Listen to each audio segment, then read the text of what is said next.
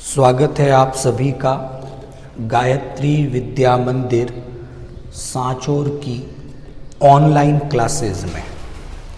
अभी तक आपने हमारे YouTube चैनल को सब्सक्राइब नहीं किया है तो आज ही चैनल को सब्सक्राइब करें, वीडियो को पूरा देखें, ज़्यादा से ज़्यादा लाइक और शेयर करें। आज हम जो टॉपिक डिस्कस कर रहे हैं वो बीएससी पार्ट सेकंड जूलॉजी के सेकंड पेपर डेवलपमेंटल बायोलॉजी का है और आज हम डिस्कस करेंगे क्लीवेज, जिसे सेगमेंटेशन या विदलन के नाम से जाना जाता है। तो डिस्कस करते हैं क्लीवेज के बारे में, विदलन के बारे में। एग्जाम के पॉइंट ऑफ व्यू से क्लीवेज पर एक बड़ा क्वेश्चन यूनिवर्सिटी एग्जाम में पूछा जाता है। तो शुरू करें क्लीवेज विदलन के बारे में। ओके, नंबर 1, जब सेक्सुअल रिप्रोडक्शन लैंगिक जनन की क्रिया होती है तो उस समय gamete, male gamete sperm, female gamete ओवा, ये आपस में फ्यूजन करते हैं जिसे निषेचन या फर्टिलाइजेशन कहा जाता है। तो हम क्या देखते हैं कि जब निषेचन की क्रिया होती है तो निषेचन की क्रिया के बाद जाइगोट युग्मनज का निर्माण होता है। और हम क्या देखते हैं कि ये जो जाइगोट है वो डिप्लॉइड, द्विगुणित हैं, लेकिन एक यूनिसेल्यूलर, एक कोशिकीय संरचना होती है। तो इस जाइगोट में अब विभाजन होने शुरू होते हैं और इन विभाजनों के बाद ये जाइगोट जो डिप्लॉइड यूनिसेल्यूलर था वो एक डिप्लॉइड मल्टीसेल्यूलर यानी एक बहुकोशिकीय संरचना में परिवर्तित हो जाता है।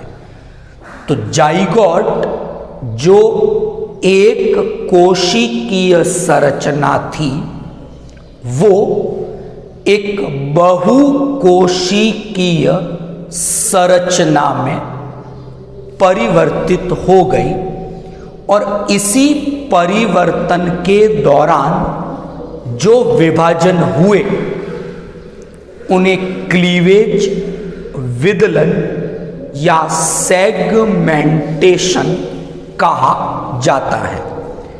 सबसे पहले 1738 में स्वामरडैम नामक वैज्ञानिक ने पहली बार क्लीवेज या विदलन की जो प्रक्रिया है उसके बारे में एक जानकारी दी। तो अब हम स्टार्ट करते हैं कि जो विदलन है, जो क्लीवेज है, उसकी क्या प्रॉपर्टीज हैं और भ्रूणीय परिवर्तन जब एम्ब्रियोनिक डेवलपमेंट होता है तो उस समय विदलन की जो प्रक्रिया है या ये विभाजन कब तक होंगे। तो शुरुआत हमने की जाइगोट से, युग्मनज से लेकर जो ब्लास्टूला अवस्था बनती है भ्रूणीय परिवर्धन में, मोरूला, ब्लास्टूला, गैस्ट्रूला, ये सब परिवर्धन अवस्थाएं आती हैं।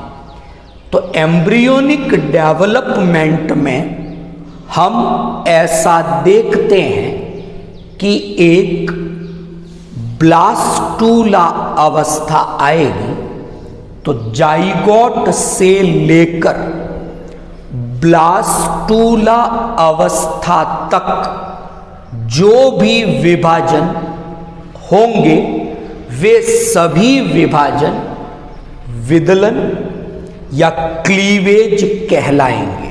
ओके, तो हुआ क्या क्लीवेज में? जाइगोट जो यूनिसेल्यूलर स्ट्रक्चर थी वो एक मल्टी सेल्यूलर स्ट्रक्चर में कन्वर्ट हो गई, परिवर्तित हो गई। अब नंबर 2, होता क्या है क्लीवेज में? सेकंड प्रॉपर्टी पे डिस्कस करें। ये मैंने एक प्रॉपर्टी डिस्कस की क्लीवेज की, और कब तक ये क्रिया, कब तक के विभाजन, भ्रूण में विभाजन हो रहे हैं, परिवर्धन के समय विभाजन चलते रहेंगे, तो कब तक, कौन सी अवस्था तक के विभाजनों को हम विदलन कहेंगे, ये डिस्कस किया। तो from zygote to blastula, zygote से लेकर ब्लास्टूला अवस्था तक जो भी विभाजन होंगे वो सब क्लीवेज, विदलन कहलाएंगे। नंबर 2, जो विदलन है जिसकी हम बात कर रहे हैं, तो विदलन एक प्रकार का समसूत्री विभाजन, माइटोसिस डिवीजन है। तो दूसरी प्रॉपर्टी जो हम डिस्कस अभी करेंगे वो ये करेंगे कि जो विदलन है, क्लीवेज है, इस समय जिन विभाजनों का हम जिक्र कर रहे हैं वे सभी विभाजन माइटोटिक, समसूत्री विभाजन है। आप सभी ने सेल साइकिल के बारे में पढ़ा होगा।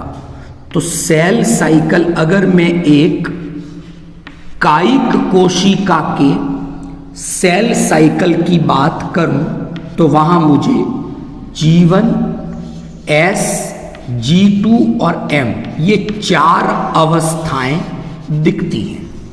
एक प्रारूपिक कोशिका चक्र का जब हम अध्ययन करते हैं तो उसमें हमें G1, S, G2 और M ये 4 अवस्थाएं दिखती हैं।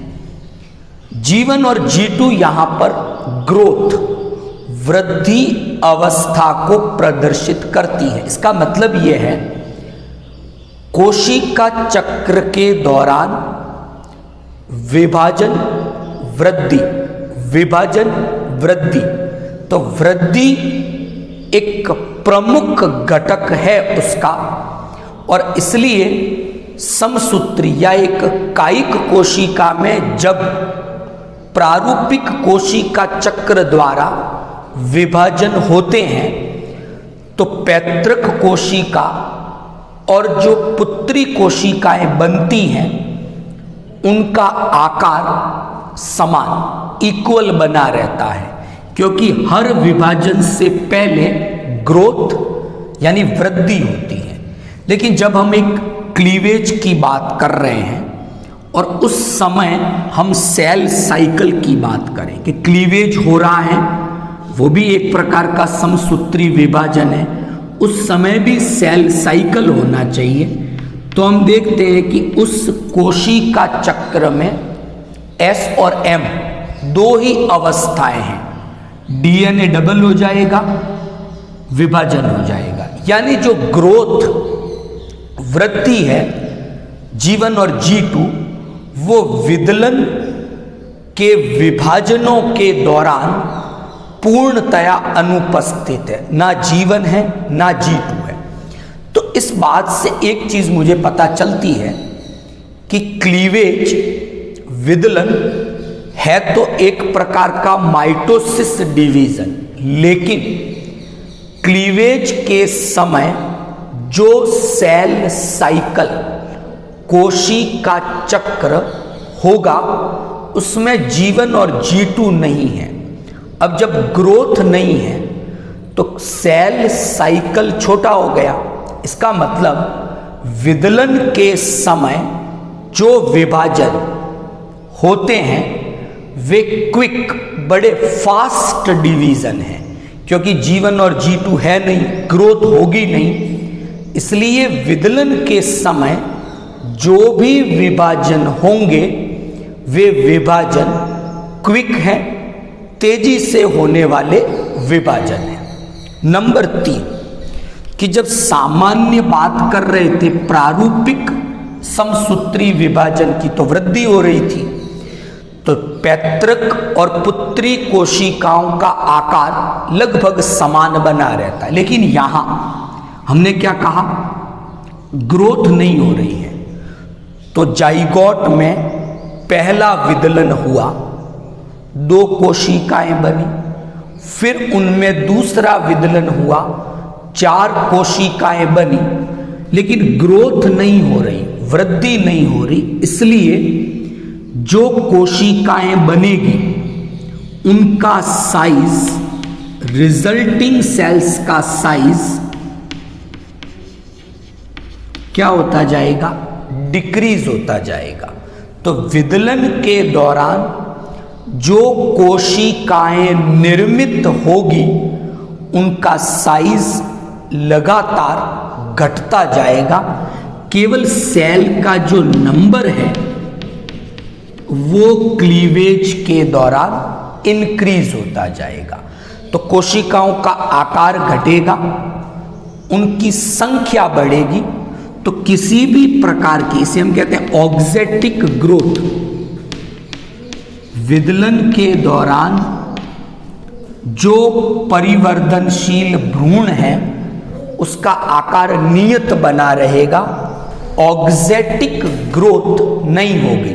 नंबर जरूर बढ़ रहा है सेल्स का, लेकिन सेल्स का साइज लगातार घटता जाएगा।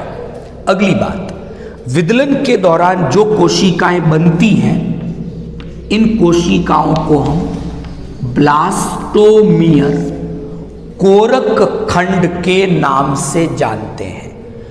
तो विदलन की क्रिया हुई, जो कोशिकाएं निर्मित होगी विदलन के द्वारा इन्हें ब्लास्टोमियर, कोरक खंड इस नाम से जाना जाता है। अब एक लास्ट प्रॉपर्टी डिस्कस करें कि जब विदलन की प्रोसेस होगी या क्लीवेज की प्रक्रिया होगी तो उस समय हम क्या देखते हैं कि हमने ऐसा पढ़ा है कि हर कोशिका का एक न्यूक्लियो साइटोप्लाज्मिक इंडेक्स होता है।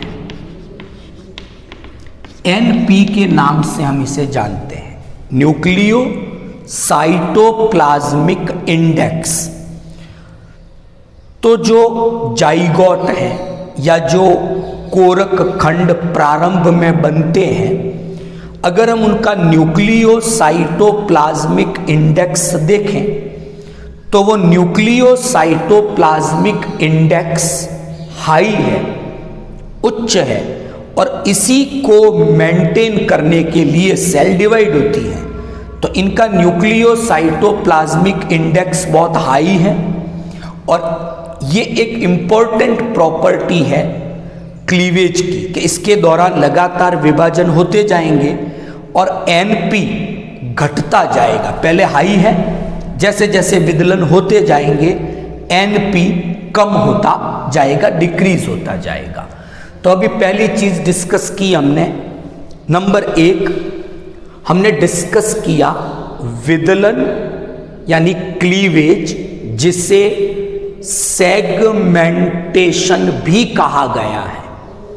उसकी क्या क्या प्रॉपर्टीज हैं एक तो हमने ये डिस्कस किया।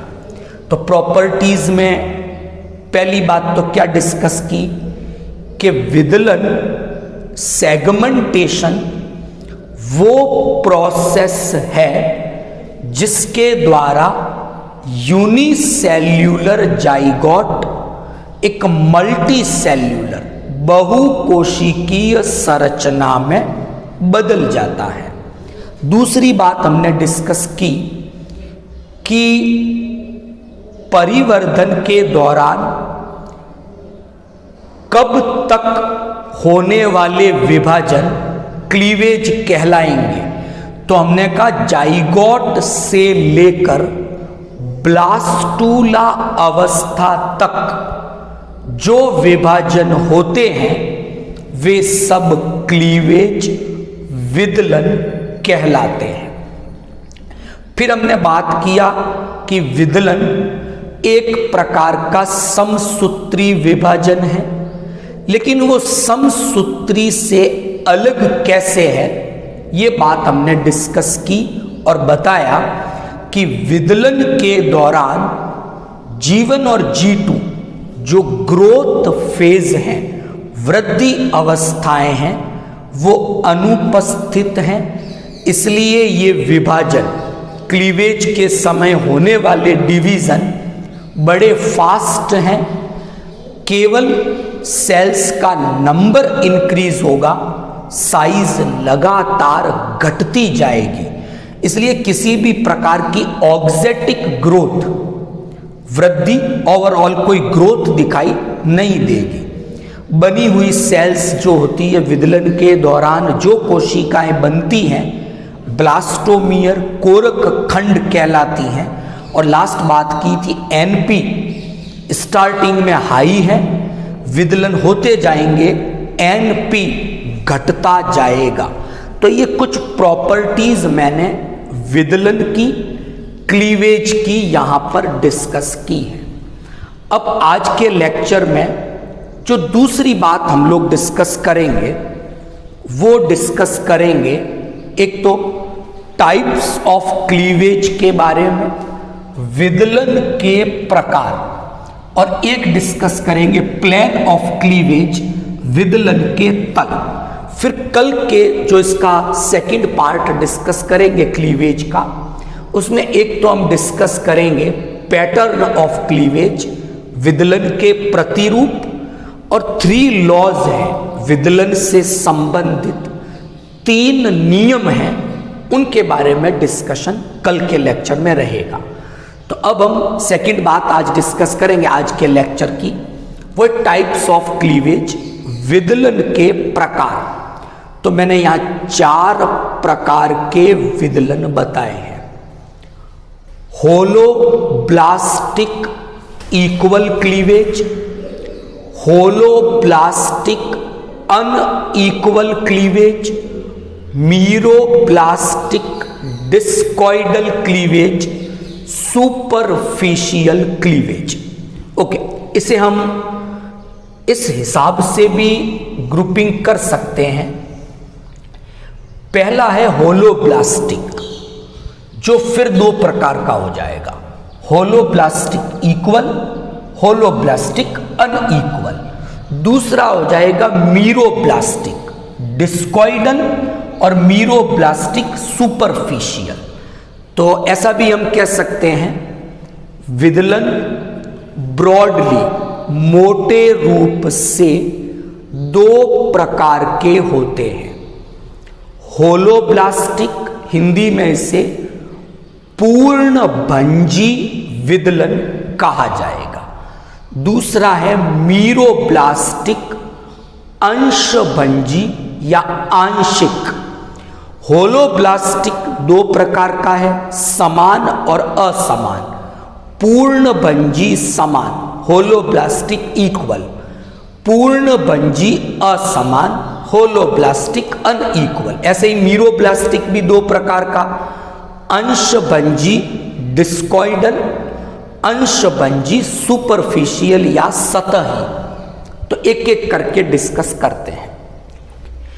कल का लेक्चर आपको थोड़ा सा याद होगा, कल हम लोगों ने डिस्कस किया था टाइप्स ऑफ एग के बारे में, यॉक की मात्रा के आधार पे अंडे कैसे थे, यॉक के वितरण के आधार पर अंडे कैसे थे, ये एक डिस्कशन कल हमारा था।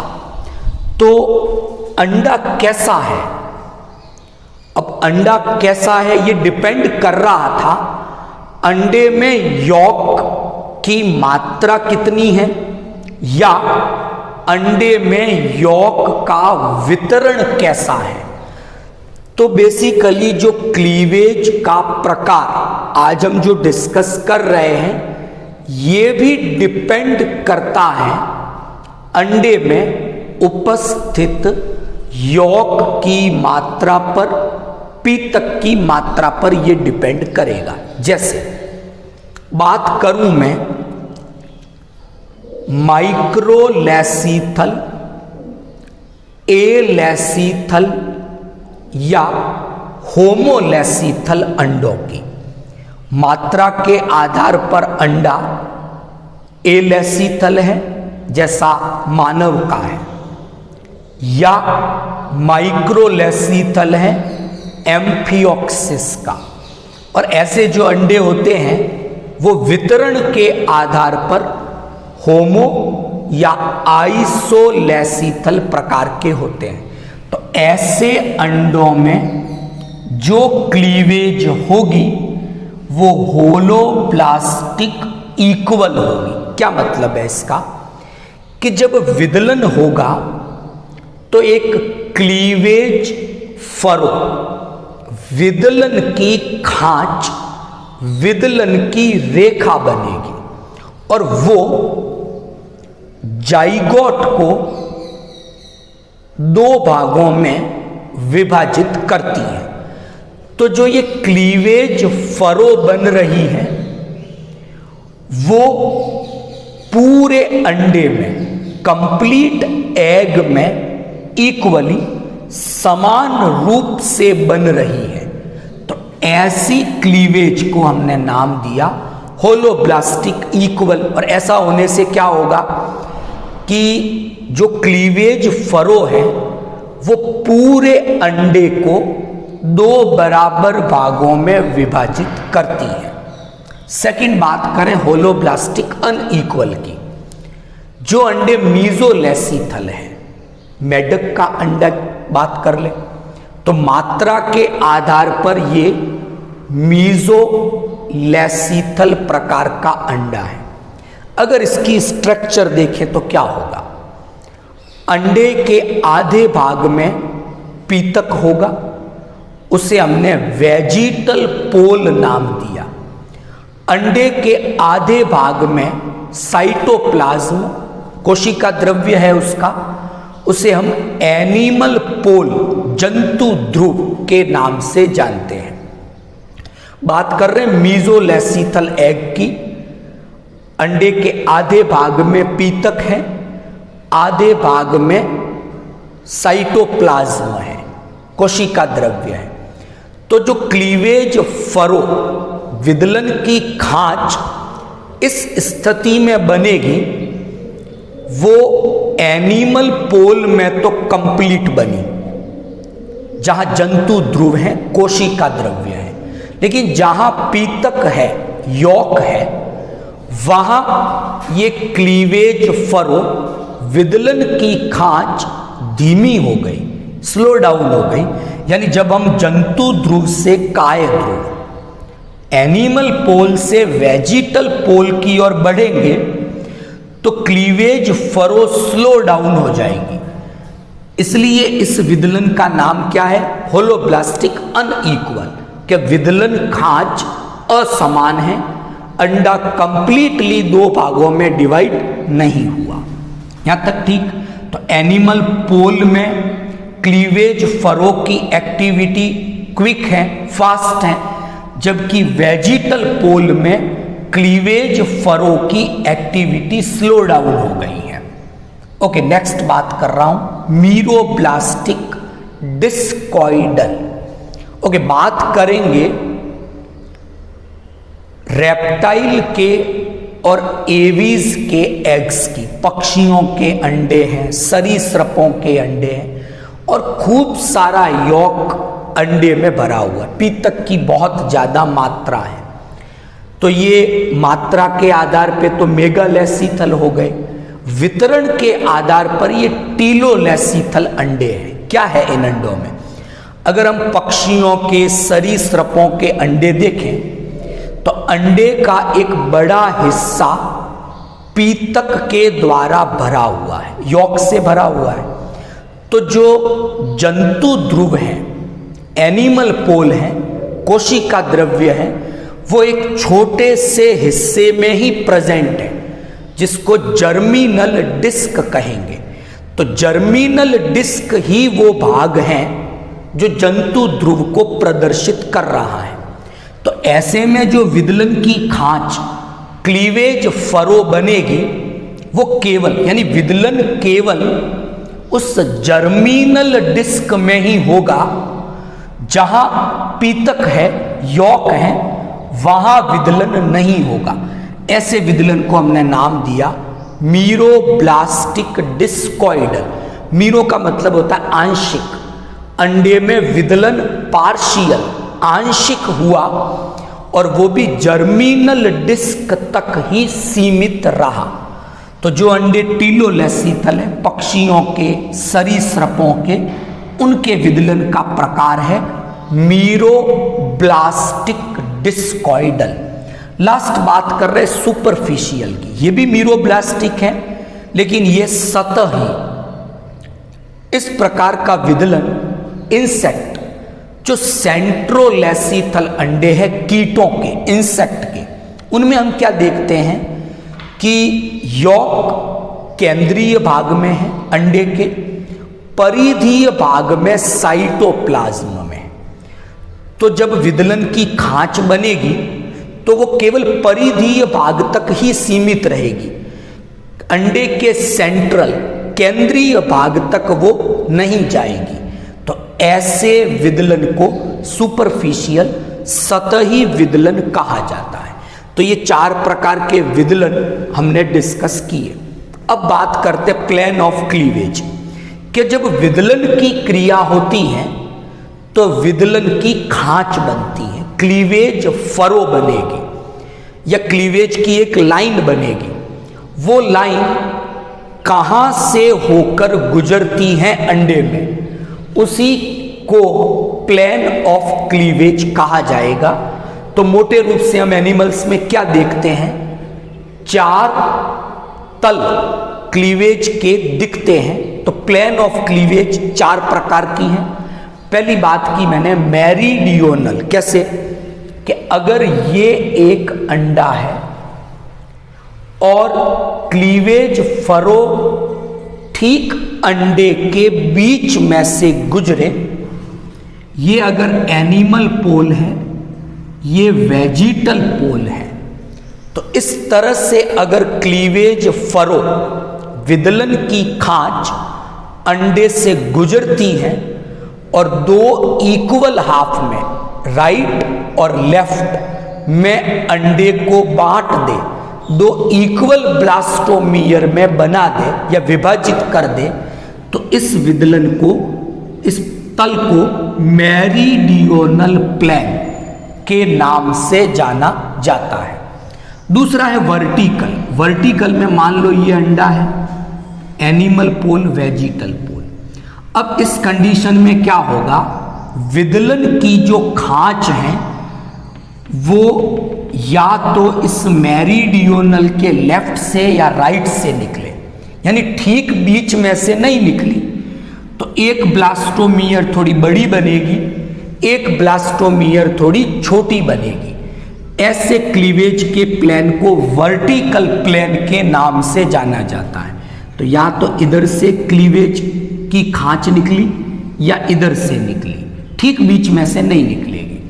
तीसरा है इक्वेटोरियल। इक्वेटोरियल में ये एनिमल पोल, ये वेजिटल पोल। और अगर ऐसे विदलन की, यानी इसके 90 डिग्री पे एनिमल पोल अलग हो जाएगा, वेजिटल पोल अलग हो जाए, तो इसे इक्वेटोरियल प्लेन कहा जाएगा। चौथा है लैटिट्यूडिनल।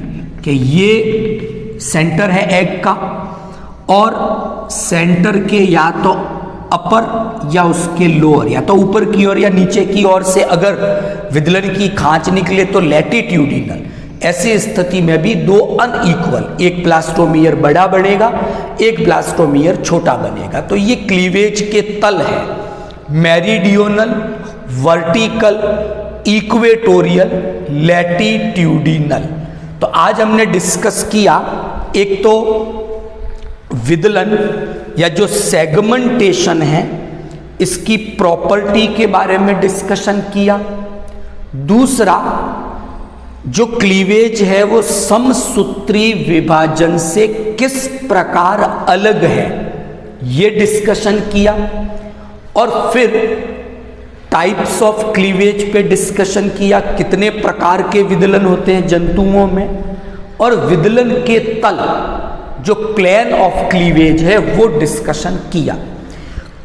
कल क्लीवेज का हम सेकंड पार्ट डिस्कस करेंगे, तो उसमें pattern of cleavage, spiral, radial, सर्पिल विदलन है, अरीय विदलन है, रोटेशनल है, बाइलैटरल है, ये डिस्कस करेंगे। प्लस क्लीवेज से संबंधित 3 लॉज हैं, हर्टविग का लॉ है, सेक्स का लॉ है और बाल्फोर का लॉ है। तो उन लॉज के बारे में कल डिस्कस करेंगे। तो आई होप आज का लेक्चर आपको समझ में आ गया होगा। Thank you all of you.